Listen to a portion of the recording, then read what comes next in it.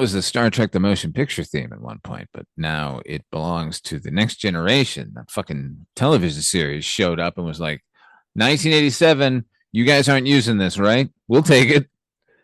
And thus the pilfering of all things Star Trek, including all of the legacy, including all of our attention. 1987, HP and I, first year in high school, premiere of Star Trek The Next Generation. I remember my pal Matt in our car ride to school one day saying, so do they have a supercomputer in that schnoz of Data's? It's so cruel. That was his reaction after Encounter at Farpoint. I thought that was pretty funny. But we're not here to talk about The Next Generation. Instead, we are actually. We are talking about the latest in our journey through the cosmos, our Star Trek Fest. HP and I. Hey, say hi to the folks, HP. Hello, everybody. Welcome. Can't wait to talk about this movie. Oh, my God. It's a monumental film. Worlds are colliding. Two generations, if you will. We're talking about Star Trek Generations. Here's the trailer. In a distant corner of our galaxy, a secret observatory is attacked. A brilliant scientist is found, and a mysterious ribbon of energy where past and future collide is unleashed. It's a doorway that we call the Nexus. Every ship which has approached the ribbon has either been destroyed or severely damaged. Obviously, they were looking for something. There's still no indication of why they attacked the station. I must return to the observatory immediately. There's nothing I can do. Timing is very important in my experiment. The hell's he doing? I have an appointment with eternity, and I don't want to be late. Someone doesn't care about weapons or power. He just cares about getting back to the Nexus. The star is going to collapse in a matter of minutes. That'll destroy everything in this system. Population? 230 million, sir. Why would he destroy a star? I have to stop him, but I can't do this alone. I need help. I know someone who can. You say history considers me dead. Who am I to argue with history? You're a Starfleet officer. You have a duty. I don't need to be lectured by you. I was out saving the galaxy when your grandfather was in diapers. Now, the torch of adventure is about to be passed. Eliminate them.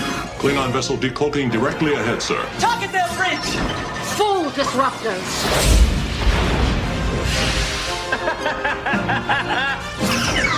Let's go! Bridge, we have a new problem! All right, let's move them out. Let's go. Take them out. 10 seconds to warp core breach. All hands, brace for impact! Let's try and cheat death together. Warp 1, engage! Star Trek Generations.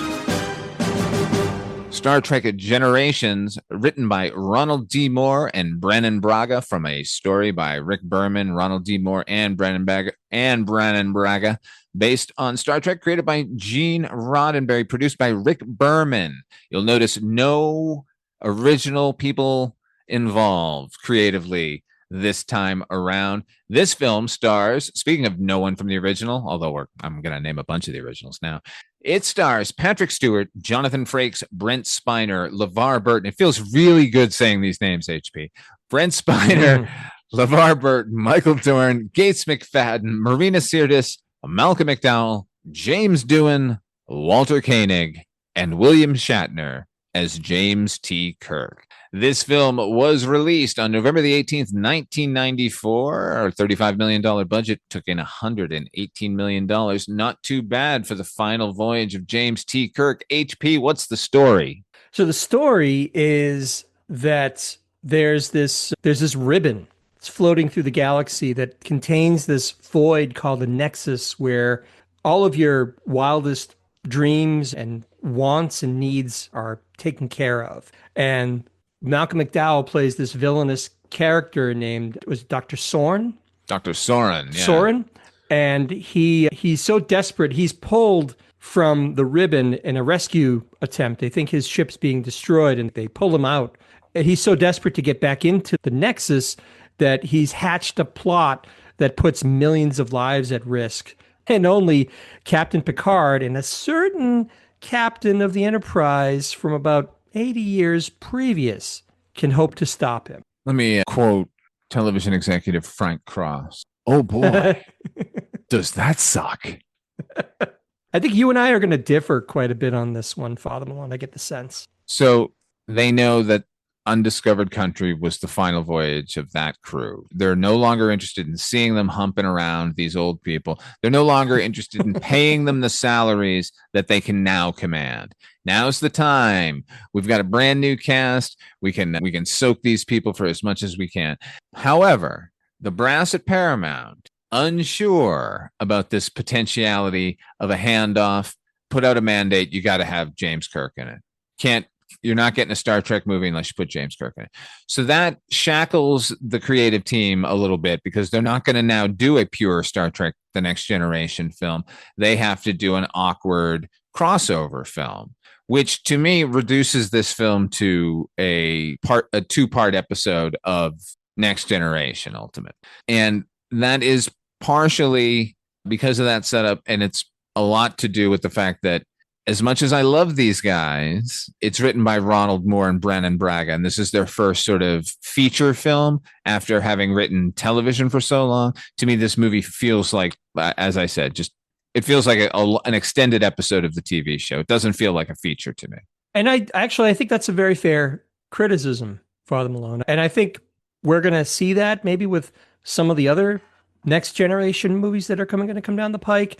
The difference, I don't disagree with what you're saying, but at the same time, I really enjoyed this. I understand fully that this isn't necessarily the big cinematic explosion of the Next Generation that maybe some of us were hoping for. But at the same time, I enjoyed my time with these characters in this movie, especially Picard. I love him in this. Where's the first time you've seen this here movie? I saw this, it would have been in the theater. I think I saw it twice in the cinema around that time. So whenever it was released, when you said, but then once it was on cable and VHS, I might have actually owned this on VHS at some point, because it didn't take a lot for me to reacquaint myself with the movie because I had seen it so many times. This movie came out November the 18th, 1994. Now, around early July, I want to say.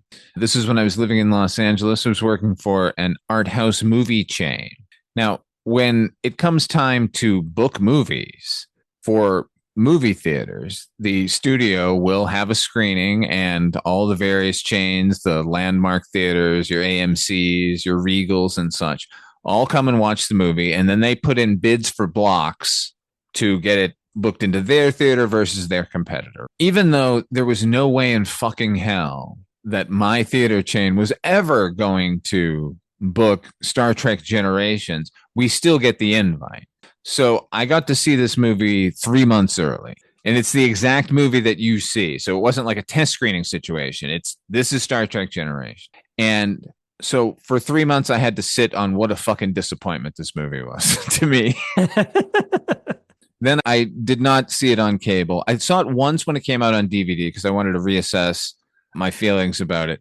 They were a little less harsh then, and probably a little less harsh this time now watching it, because I do recognize the charms in the film. There are many.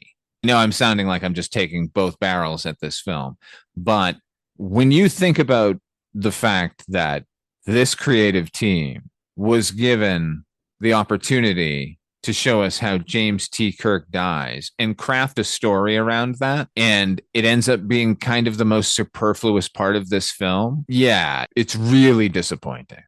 So the degree of difficulty was pretty high for them, because I recall, I used to read Premiere magazine back then and other movie magazines. I don't even think Premiere's around, hasn't been around for years. Anyway, the rumor was pretty early on that they were going to kill Kirk in this movie. This is a little bit like what we talked about with Star Trek II, where it was understood that Spock was probably going to be killed. Anyway, the people were going into this movie with this expectation that, oh, Kirk's going to die. Did you hear? Kirk's going to die. So they kind of had a few feints in the movie to maybe paper over that notion. He essentially, you think he dies within the first, 15 minutes when they're on the Enterprise B, and it's a shakedown cruise, and that's their first encounter with the energy ribbon. So you figure he's dead there, but it turns out that's not exactly the way that he doesn't actually die. He's been taken into the Nexus and they find him later. It was just a tall order for them. I don't know any method of killing Kirk that would have satisfied everybody, including people who grew up with the series or were big fans of it in reruns. I'm not taking them off the hook for what we got because I don't think it's one of the stronger parts of this movie, but I'm not sure what would have satisfied everybody. Let's talk about what's good in this movie. The opening scene, everything up until where Kirk dies is what I like in this movie. You mean actually dies? No, that would be the whole movie, HP. That's what I'm saying. No, but he doesn't die, though. That's the thing. He doesn't actually die. For 70 years, everyone considered him dead. They thought that he was sucked out into space and his body was never recovered. That's fair. Okay, so you're saying basically just the stuff with the original, the stuff on the Shakedown Cruise is your favorite part of the movie. Absolutely. Alan Ruck as the captain of the new Enterprise. I love that. I love Jeanette Goldstein. She's fighting aliens. She's running tactical on the Enterprise with that hair. Love it. Yeah. I wish she was in more of it. I wish she was in the whole movie, honestly. I had a big problem with this opening scene, Father Malone. So it's Kirk and Scotty and Chekhov. They're brought on as like visiting dignitaries to kind of send the Enterprise off on the maiden voyage or what have you. Clearly supposed to be Kirk, Spock, and McCoy. Right. And that's the first issue that I had is I understand that Leonard Nimoy and DeForest Kelley had issues of varying degree with the story or the fact that they had already just said farewell in Star Trek VI. So what was the point of bringing them back just for this quick scene? Their absence is keenly felt, even though it's a nothing of a scene for them. But so as part of this sort of the festivities of having them on board, there's all these reporters and cameramen and have all these cameras affixed to their head, and there's all this commotion going on. I hate that. I hate all of it. I not only do I hate, like, because they oversell the idea that they're just crowded with journalists on this cruise, but at one point things go south and they've got to try to rescue these ships from this energy ribbon. And I don't know why they did it. For some reason, they leave all these journalists on the bridge as they're dealing with a very serious crisis. I don't know why. I mean, Alan Ruck is meant to look inexperienced and out of his depth in this, and that's the point.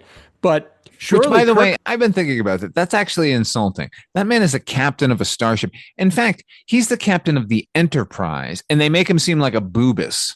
Well, the little bit that I read about his character in the background, apparently he was supposed to have been like a wealthy scion of a wealthy family who was kind of pulled through the ranks as part of his family's influence. And if you look at it that way, it makes sense where he's a bit ineffectual. But having said that's not my problem. Isn't with him being an ineffectual boob. My problem is once the shit hits the fan and they're at red alert, why the fuck did they leave these journalists on the fucking bridge of the Enterprise, Father Malone? When everything is... the first thing he should have said was, get these journalists out of here. We're dealing with a serious crisis here. Red alert, clear the bridge. Yeah, clear the bridge of all non-essential personnel. Get these civilians off here. That makes no sense at all to me. I agree with you. There's a lot of really bad shit in this movie. Sure. And that's, look, you're going to hear through the course of our discussion that, spoiler alert, I like the movie a lot more than Father Malone. That's not to say that I think this is a perfect movie. It's far from it. But I find it has its charms, which we'll get into. Did you think the CGI bottle of Dom Perignon was charming? No. Did you look up the action figure of James T. Kirk in his space suit, where he was supposed to be the one breaking the bottle initially? No, it was an actual produced action figure of him. It was supposed to be Kirk out there smashing the bottle himself on the hull of the Enterprise. Well, that would have been goofy. You know what else would have been goofy? Nothing. Once they discovered that they weren't going to get Nimoy and Kelly back, they should not have ponied up replacements. It should have just been Kirk alone. Remember when he said he was going to die alone? This should have been the fulfillment of that prophecy. They should not have even had the daughter of Sulu on the bridge. He should have felt completely isolated during those scenes. Yeah, and you can tell that they just gave the lines that were meant for Spock and McCoy to Scotty and Chekhov, because at one point Chekhov goes to the cameraman and says, "You and your now nurses come with me to the sick bay. Like, you're going to help me with the sick." Chekhov wouldn't say that. Bones would say that. He's the one who would conscript these journalists as makeshift medical personnel. And then Scotty takes over the science station. Huh. How curious. It just, I get it. They did the best with what they had, but it's not a great sequence for that because they're so conspicuous by their absence, Spock and McCoy. There's so much lame, but is it made up for by the longing in James T. Kirk's eyes when he's looking at the captain's chair? I think it is. He's good in this because, look, we talk about how hammy William Shatner is an actor, and that's undoubtedly true, but he's also capable of some surprising performances, and this is one of them. He's also capable of flying down ladders still. Yes. Because when he flies into action here, that's him, man. He's zooming and zipping and bopping and dropping. Yeah, he's got to get to some gobbledygook array to do the thing that's going to make the thing happen. I don't know what it is. It's all technical babble. But he makes his way to an isolated part of the ship that explodes. They're going to use the radar array. They're going to blast plasma through that. Ordinarily, they would just use the nacelles, but because of the nature of the cloud, they can't really direct the nacelles where the plasma is going to go. Here's the Star Trek. Here's the analogy. It's like throwing salt under the tires. Well, no, I thought they said they were going to shoot a photon torpedo to do something, and then every answer is like, yeah, go ahead. They were going to do a photon torpedo to accomplish exactly what I'm saying, that it would disrupt the field enough that they could break free and put the ship in reverse and get out of there. But they didn't have any photon torpedoes, so then they jury-rigged this energy weapon version. Yeah, and that's how it ends up. They believe that Kirk is dead because that part of the ship is ripped away in an explosion, and then Chekhov and Scotty and the Captain Ruck or whatever his name is, go down there, and they're like, "Oh my God, there's nothing there." And they said, "Was anybody out here?" And they say, "I." That's what Scotty says. "I, one person." And it's believed for the ensuing 70 years, that's where James Kirk lost his life. But we later find out that he was just sucked into this nexus, this place where dreams come true, and he's been stuck there for 70 years. It was Captain Harriman, by the way. Yeah, so we jump forward now, and in order to kick things off in the most next generation method way possible, we're going into the holodeck. We're going aboard the Enterprise, the tall ship Enterprise. The fantasy, the tall ships. Okay, so they're promoting Lieutenant Commander Worf to Commander Worf here, and so they're going to make him walk the plank. They're all dressed in period clothing, so it's all 18th century, 19th century rather, garb. I'd like to just say this, because I am that nerd. Why is it not a frigate? We're talking about the Enterprise. It should be massive. Johnny Depp was commanding a larger ship than this version of the Enterprise. I remember when they cut to the back and they show the name Enterprise on the back of it and they show you how slim the whole ship was. I remember thinking, oh man, I'm watching a TV show. One of the things I liked, and this is unreasonably fond of this part, because it's a corny sequence, that there's always been this obsession with the Next Generation with like the HMS Pinafore and musicals about seafaring and all this kind of corny stuff. Anyway, they do make Worf walk the plank to get his mantle of office, which is this hat, this not a tricorner hat, but it's whatever. It's an old ship hat, like officer's hat. I don't know what you call it. Anyway, as a joke, Riker asks that he tells the computer remove the plank. What he was supposed to say, retract the plank. So the plank goes away. It just disappears because it's the holodeck. But what I liked, what they did is you see this shot of Worf's legs, and it's a slow motion bit where you can actually see that his legs all of a sudden have like weight to them. Like they're no longer held up by the plank. It's almost cartoonish in the way that it's conveyed. But I was like, that's how that would happen. If something just vanished right from under your feet, like your muscles would kind of flow downwards with gravity and you'd fall into the water. I don't know. That's a silly moment, but I liked it, Father Malone. Okay. It didn't add anything to the movie. It just was a little bit of verisimilitude in the middle of this ridiculous holodeck adventure. And I got to say, like, it almost makes me feel like they're not actually like a semi-military crew on a ship, like the flagship of Starfleet, because they have all this time to do this ridiculous piffle with the holodeck, and they're pretending to be sailors in the 19th century. It's like, don't they have work to do?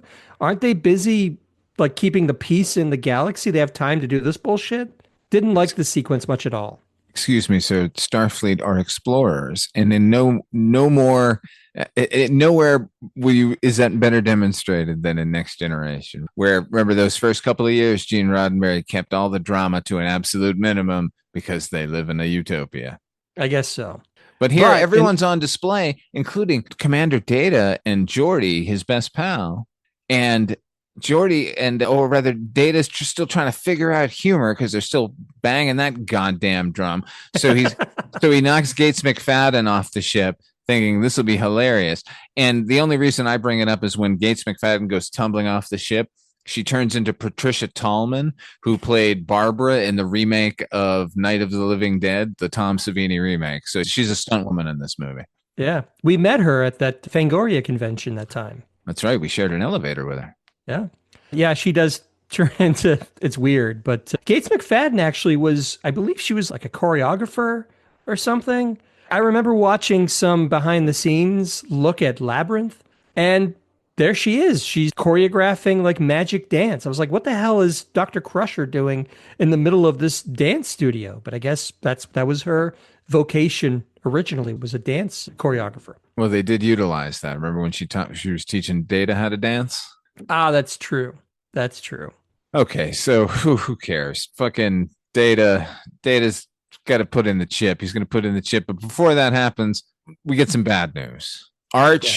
Computer Arch. Get out of this fucking simulation already. Put me back in the 24th century where I belong. Thank you. And this is a real heavy beginning to this film because the characters who die, we have met. They've had episodes dedicated to them. So here's the thing where, again, I'm not trying to just keep saying the same thing over and over again, that this is just an episode of the television series, but a lot of the meat of this film, a lot of the drama and a lot of the connection are 100% dependent on you having watched the series. Like the gravity of Jean-Luc Picard losing this nephew who meant everything to him. I mean, we get it just as human beings if you showed up and didn't know that story. But the fact is we met that kid and we've seen the love.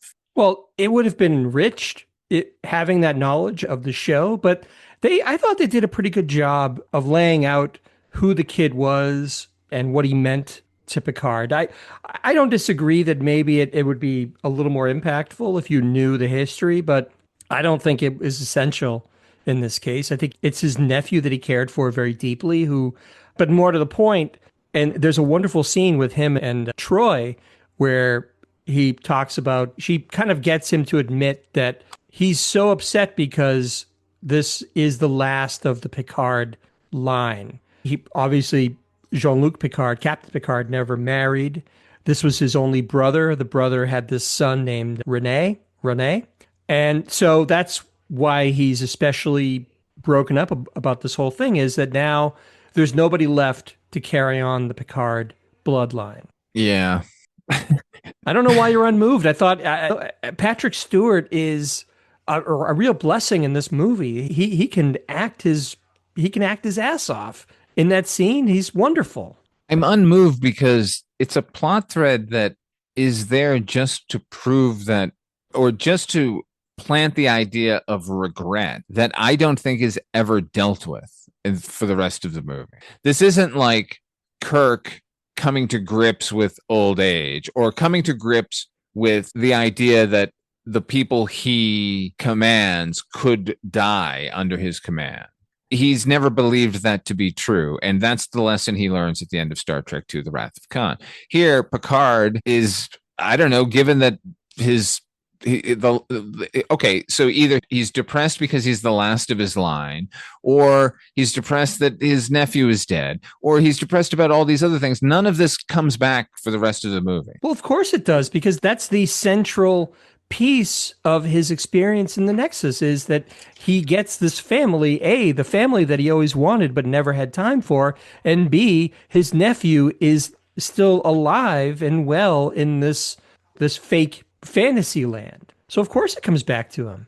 That's the reason, that is the central reason why he would want to stay in the Nexus. Yes, you're right. They do, I apologize, they do clumsily call back to this central notion that they never actually fucking deal with. Because when we get that fantasy fucking version of Jean-Luc Picard's perfect life, we're for some fucking reason in the 18th century. It's like, it's a fucking Dickens thing. It doesn't make any sense at all. That's what his fantasy is? Yeah, I didn't love that. I didn't love the fact that it felt like a Christmas Carol or something. Like they're gathering for Christmas dinner, and you just know that they're having goose for dinner because everybody in Dickens novels had goose for special occasions. To be honest, I didn't love that either because it felt weird and anachronistic when you're dealing with the 24th century. I don't know, maybe if I stopped and thought more long and hard about each piece of the puzzle here, but I was kind of along for the ride, and Patrick Stewart makes it very easy to just let him have the wheel, so to speak, because you always feel like you're in good hands. He's a hell of an actor. Yeah, but I feel that way in First Contact, and that's a fucking great movie. Well, that movie is supported by much better story and a much better direction, in my opinion. Certainly. This one directed by Dave Carson, this is his first feature. And guess what? He's best, or where he cut his teeth, episodes of Star Trek The Next Generation. And that's really what it feels like here. Okay, let's just talk about the fucking Nexus for a minute. The fact is, they go ahead and they concoct this idea that they're going to have this ribbon in space that transports you to some mystical world where all of your fantasies come true. And if you come out of it, you're going to do everything in your power to get back in there. But a part of you is also still in there because it's Fantasyland, Nexusville. Okay, so here in Star Trek, we're going to abandon the science fiction part of it as our central premise here. We're just dealing with a magical thing. The lack of creativity when it comes to the fantasy world is fucking insane. Like I just said, his fantasy is fucking Christmas Carol. That's the perfect world for him. Okay. And then Shatner's, James T. Kirk's, is chopping wood and making breakfast for this girl at his cabin. That's James T. Kirk's fantasy world. See, I found his fantasy world, I actually found rather bittersweet, Father Malone, because it's all wrapped up in this notion of his attempts to kind of disengage from Starfleet. Because as he's going through the business of preparing this breakfast, and he's talking to Picard, who's really desperate to try and get his help in dealing with Dr. Soren and this whole millions of people lives are at stake. But Kirk is talking and doing all this stuff. And as he's talking, you're realizing that all of this stuff, these are all moments in his life where he either had the opportunity to propose marriage to a woman or just finally retire and live out his life. But in every instance, he's talking about, oh yeah, this was the moment where I had to break it to Antonia that I was going back to Starfleet. But it's going to be different. But nothing that he does in his fantasy world, and maybe this is a fallacy of this fantasy world, nothing he does actually comes of anything. It's almost like he's being taunted by this nexus that it keeps, like, it's like Charlie Brown, the football getting yanked away from him at the last minute. All of these moments of his life just keep getting yanked away from him. Like he goes in to try and tell this woman that he's going to marry her, but then he ends up for some reason in the stable. It's like, psych, now we're going to put you in this other scene change within this fantasy world. We're not going to actually give you what you want. And I don't know if it's just clumsy storytelling, or maybe it's the Nexus trying to deal with the fact that maybe Kirk doesn't really know what he wants. So it's hard for them to craft this anti-reality when maybe he doesn't know what the hell he wants out of life away from Starfleet either. I don't know. I'm probably reading too much into that, Father Malone, but that's what I took from it. That there's always a catch to everything he tries to do, and it never quite works out in the Nexus for Kirk. Just like I think this movie doesn't know what themes it's actually trying to focus on, and therefore can't actually focus on any of them. The idea here of this Nexus never pays off in any real dramatic way. It just remains a MacGuffin. what is this fucking thing? What is it doing out there? How long has it been out there? Who else is in the Nexus, and what are they up to?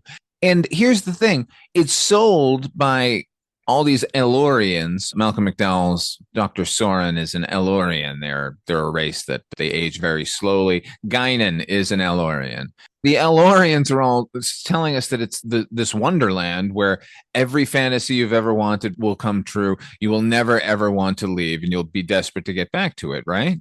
But once you get there, it just seems like it traps you in your regrets. It feels like Cougar and Dark's pandemonium sideshow from Something Wicked This Way Comes. Like, all your fantasies are going to come true here in this mirror maze. Oh, by the way, that was your fantasy. Live in the fucking regret that you never got to experience that fantasy.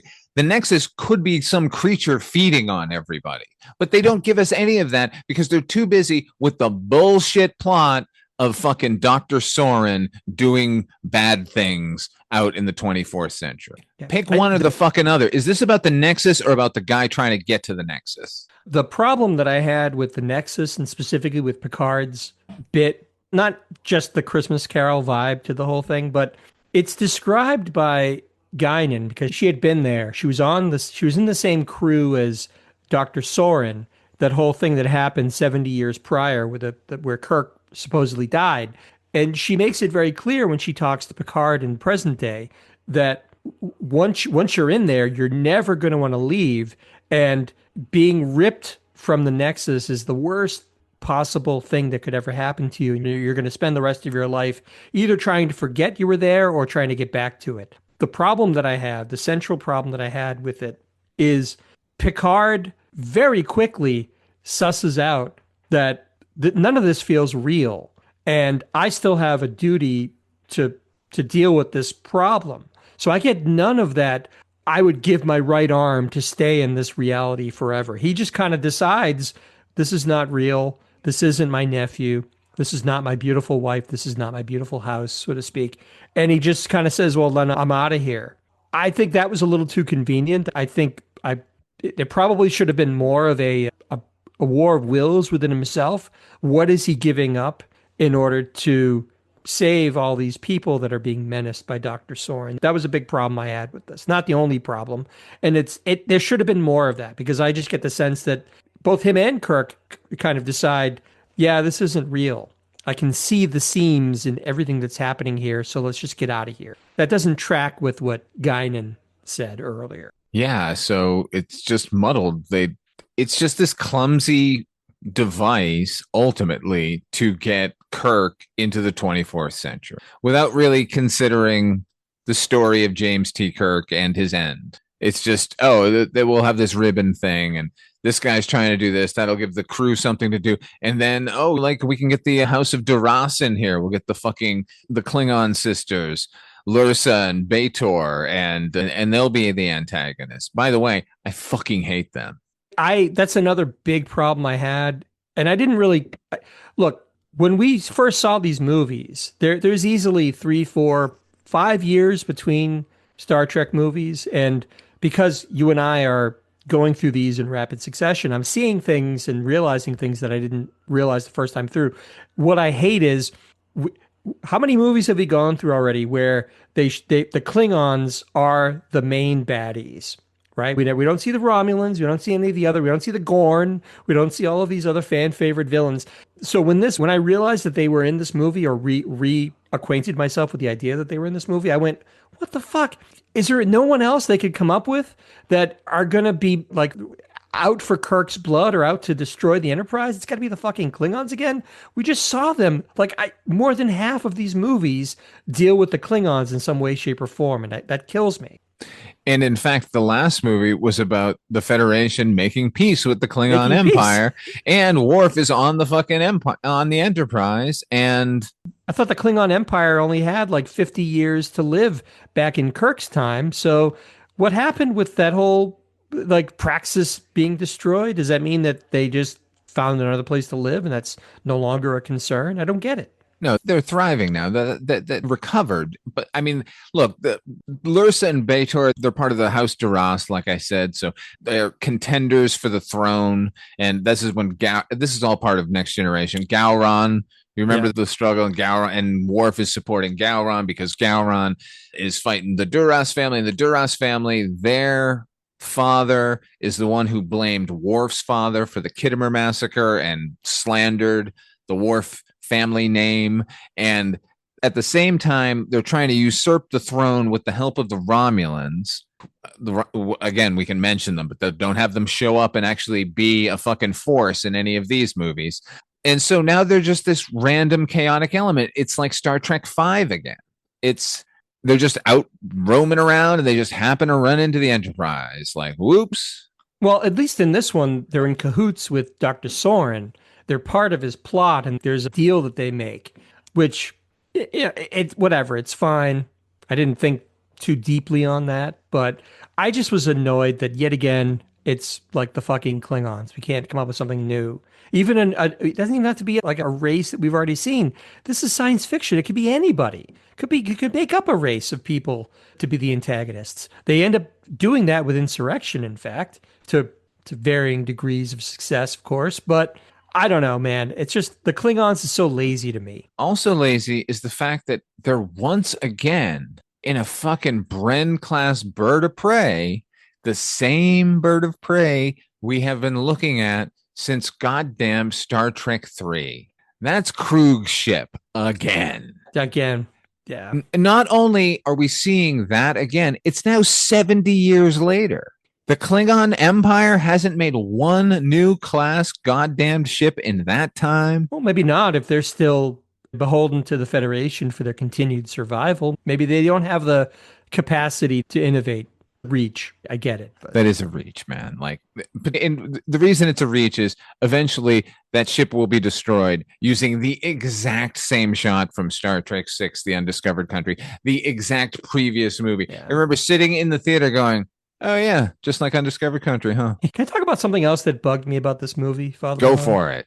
So we already alluded to Data, and he has this emotion chip. There's a lot made of that in the original series, in the original Next Generation series, I should say. Yeah, I mean, from the opening, from the pilot, it's Data wants to be more human. He's trying to figure out humankind, and if I could only feel emotions, I'm like Pinocchio.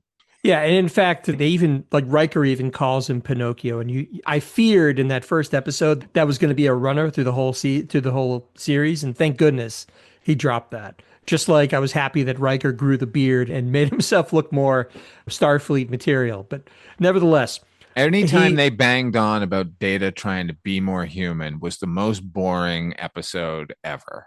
Because it was too easy. I mean, there's nothing, they couldn't really bring anything interesting to the table story-wise because we've seen it all before.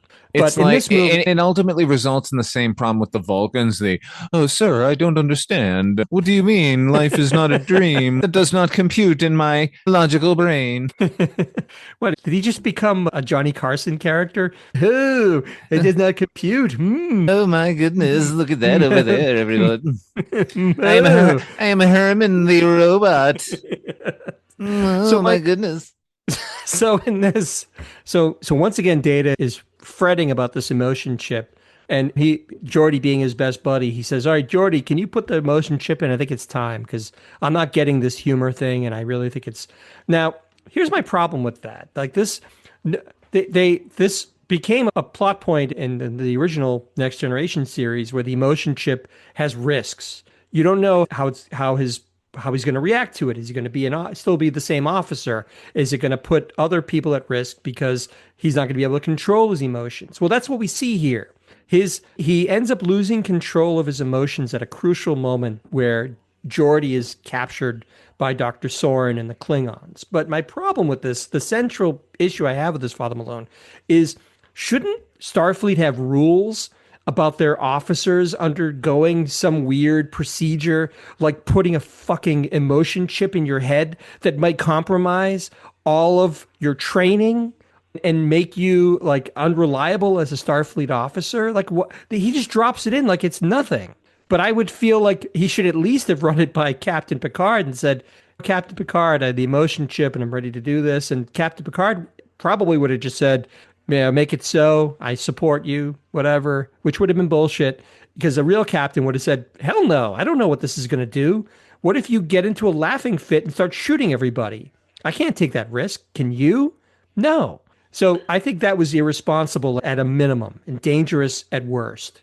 Well, I will say that there have been entire episodes about Data's autonomy and whether or not Starfleet has any right to treat him as anything less than a member of, like, a living member.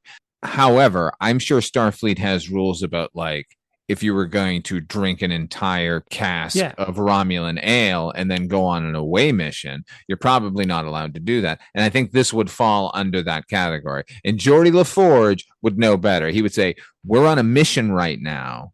Maybe when we have some shore leave, we can try this out. But until then, let's not rush to get you to laugh at jokes correctly while we're heading toward a potential fire zone. Yeah, I get the autonomy thing, but this has nothing to do with that, because this isn't about him wanting to express himself or carry himself in a certain way. This is akin to a medical procedure that someone, like, let's say a soldier goes to their commanding officer and says, I want to have an operation where I have my hand cut off and replaced with a blade. Can I do that? Is that fine? They'd go, no, because we don't know the risks. And you're going to be out of commission for God knows how long. And that's just we can't take that risk. I don't agree with you. I don't think it's the same as a medical procedure. I think it might be the same as, like, a Vulcan saying, I'm going to forsake logic for the next week. I'm going to give into all of my emotions. They might go, please don't do that. We're going to take you off of duty for the next week if you're going to be doing that. And that would probably happen here too. I think Commander Data could say, I got to put in this chip. I'm sorry. It's my right as a sentient being to experience emotion, and I need to do it now. And they can go, okay, you can do it in your quarters. Ultimately, the last point you made is the best one, which is that there is a time and place for that. In the middle of a mission where lives are at stake and they're relying on him to be at his best, it's not the time to put this chip in, which it does have consequences. Like I said, it directly leads to him falling down during a firefight, essentially, and Geordi gets taken away by Soren and captured. And I just think it could have been avoided entirely. HP, there are some who say that time is the fire in which we burn. Let's talk about Malcolm McDowell for a second. Not a fan of Star Trek. Took the paycheck, just like he took the Tank Girl paycheck. Just like he took all the paychecks, but he's always great. He's awesome. And I love that one of his stipulations was that they not make him into an alien type creature, because he just didn't want to sit in a fucking makeup chair for 7 hours a day. It was completely self-serving, and I love him for it. Here's a second story around before this movie came out, actually, but I had already seen it. I used to pal around with an actor by the name of Rory Cochrane. And he did a movie called The Low Life, which was about a struggling screenwriter in Los Angeles, an independent movie. And he invited me to the cast and crew screening. And it happened to be at the WGA building. And we had to wait around for a screening to end before we could go in. And standing off, smoking a cigarette, and I was out smoking a cigarette, was Malcolm McDowell. And I called over to him and I said, hey, man, thank you for killing Captain Kirk. And he said, it was my pleasure. I understand he took great relish in the fact that he was the one who was going to kill Captain Kirk. And that's great. And yet, really, it seems to me that gravity is what kills Captain Kirk. Yeah. I mean, he doesn't like stab him. And in fact, Kirk doesn't actually expire until after Soren himself has exploded. So it's a bit tenuous, but his actions did lead to Kirk's demise. We were talking about Geordi LaForge. I hate this movie. This is clearly not the best of what the Next Generation movies are capable of, because if we're really being honest, a lot of the sort of, I don't want to call them secondary cast members, but for lack of a better term, Worf's, your Troy, Riker, they don't have a lot to do here. That's a problem, because this Next Generation, one of the big differences to me between that and the original series was that the Next Generation felt like a genuine ensemble. Clearly, Picard was the big draw. Patrick Stewart was the star, if you will, but you never got the sense that there was a William Shatner situation where he had to be the hero, or he had to be the one to do all of the daring do and the swashbuckling or whatever. It was always pretty even-handed as far as the episodes, who was the main plot point of each episode. So that's a failing of this movie too, is that it's a lot of Picard, which is great, but not a lot of the rest of them. They don't have their moment, if you will. I'm going to lay the blame on that particular dynamic on Brannon Braga, who to me was always trying to force a new triumvirate here, which was Picard and Data, and to a lesser degree Worf.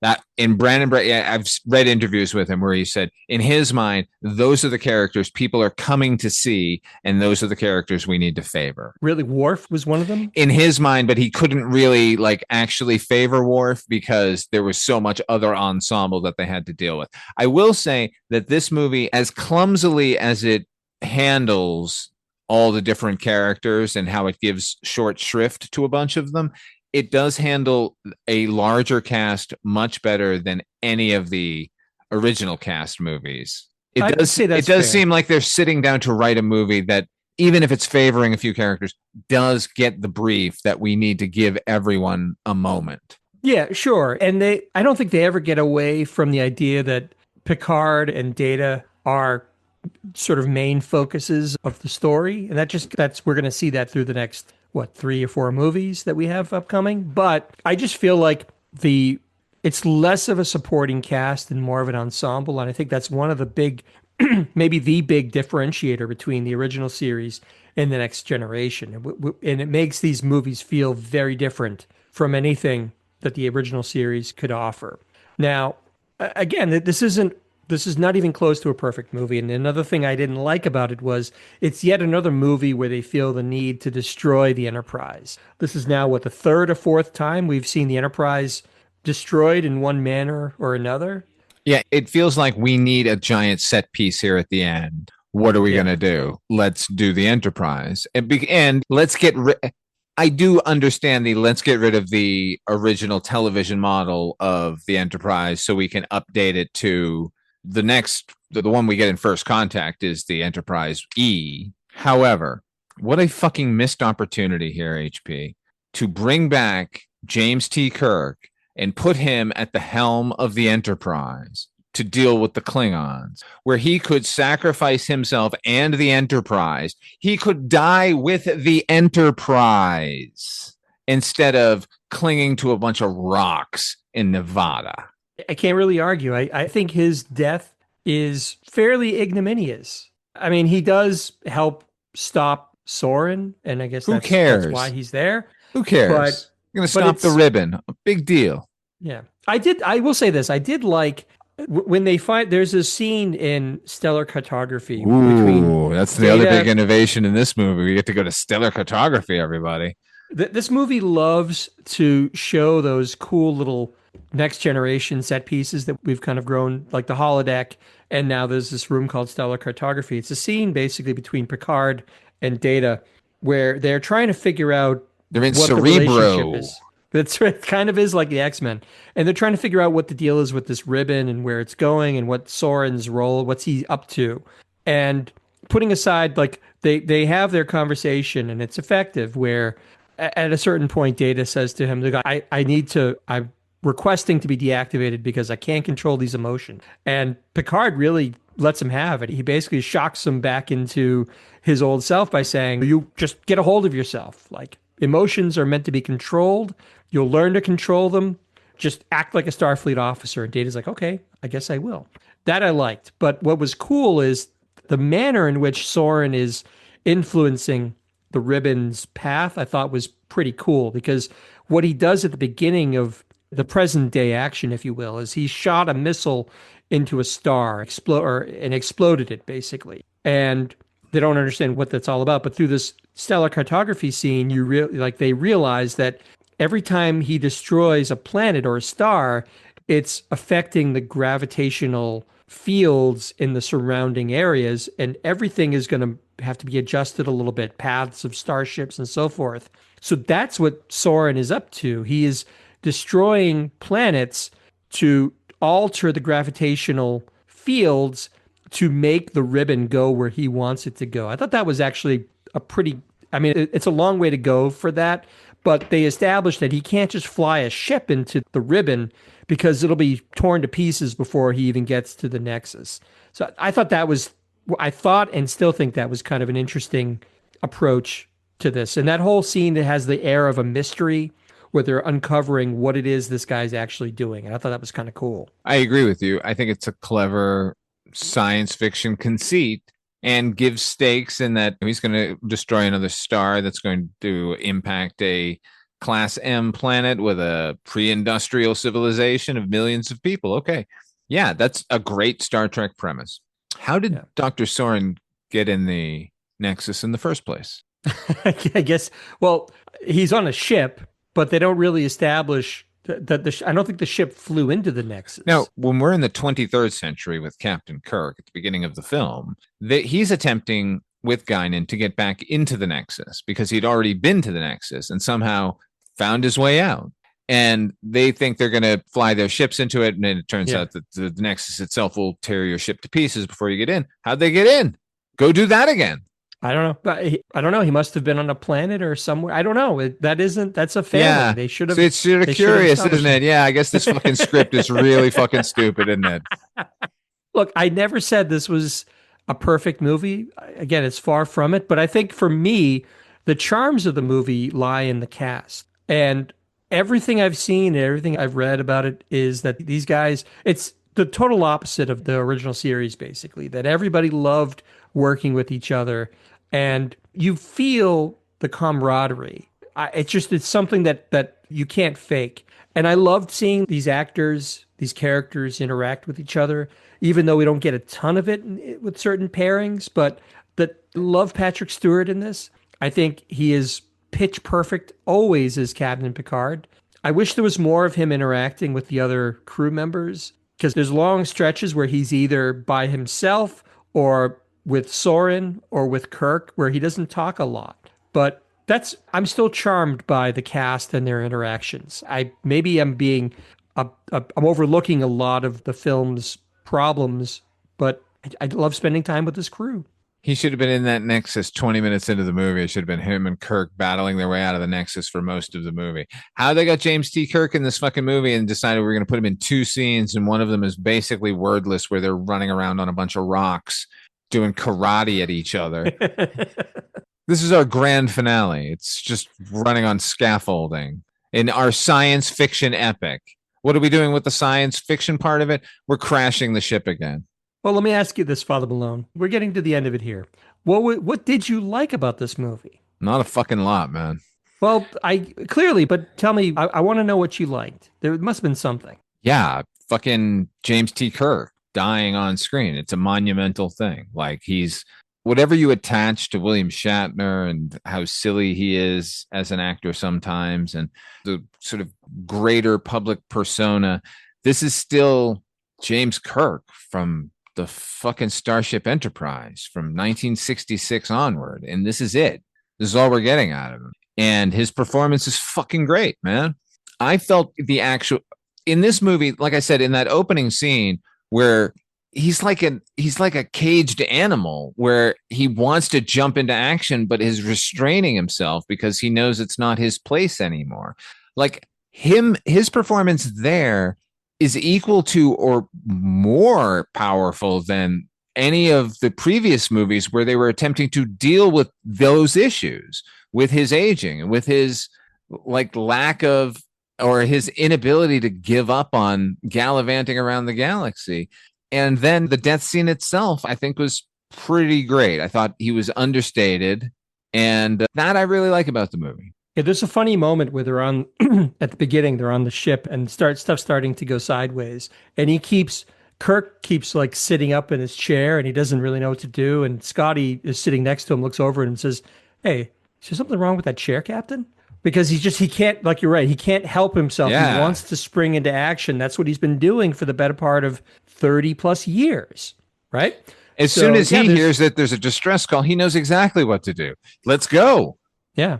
Alan Ruck's character at one point, he basically admits defeat by saying, Captain Kirk, I would welcome any suggestions that you have as how to proceed here, because he's like a deer in the headlights and nothing he wants to do is ready because the ship won't have its full complement of crew and equipment until Tuesday. He keeps saying Tuesday, it'll come on Tuesday.